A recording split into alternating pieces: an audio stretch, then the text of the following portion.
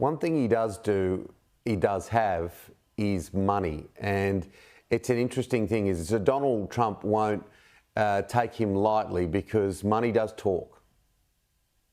Absolutely. Mr. Musk, if he chose to, could influence a couple of key races. You know, we have a very evenly divided Senate. Republicans have about a 3-seat advantage, and an even more evenly divided House of Representatives, where the Republican margin is between 3 and 5, sort of depending on some vacant seats right now. If Mr. Musk really wanted to have some effect, he could target a handful of members of Congress and flip control to the Democrats. But I don't think that's in his interest either. He just wants to be in the limelight. And he's facing some problems with his company anyway. Tesla sales are dropping in the United States and globally. That's an embarrassment for him. Much has been made about the fact that the Australian Prime Minister Anthony Albanese is yet to meet with Donald Trump.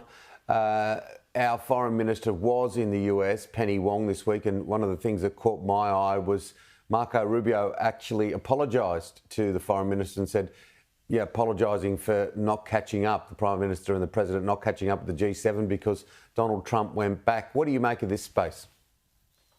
Well, I think the United States recognizes the importance of the relationship with Australia, particularly because of our joint concerns about Chinese expansion. So I think that the Trump administration, here reflected by Mr. Rubio, does want to reach out and have a conversation, not just about China, but certainly about tariffs as well, with the Australian leadership. That hasn't happened yet, but I suspect it will pretty soon because the Trump administration knows how to stage meetings in the Oval Office when it needs to. They can be scary to go to, though, can't they? That's for sure. Now, the US economy, look, it's a big question mark here because we've seen the Fed come out with huge concerns, not only about the big, beautiful bill, but tariffs. Absolutely right. I mean, the short-term concern is the tariffs because they will raise the cost of products in the United States.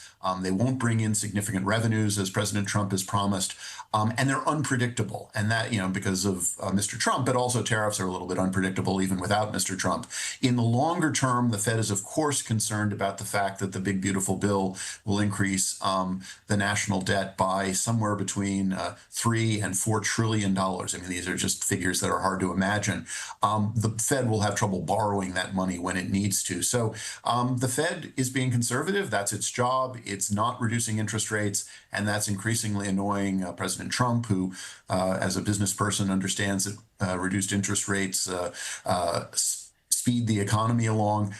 This may come to a head if President Trump tries to fire the chair of the Federal Reserve instead of waiting until next year when his term expires, naturally, as the statute dictates. Finally, Ukraine, Donald Trump came to power saying he'd stop it in 24 hours. We saw the biggest bombardment ever by Russia on Ukraine yesterday. It's, again, I think, historically the greatest tragedy of the Trump administration. President Biden brought together an alliance to protect Ukraine and to defend Europe. And even though President Trump has become increasingly dissatisfied with Mr. Putin, he refuses to increase aid to Ukraine. We're cutting off some strategic weapons that they need now that Ukraine was paying for with its own resources. This puts Ukraine in an even more dangerous spot. Again, an embarrassment for the United States and a danger for Europe and the rest of the world.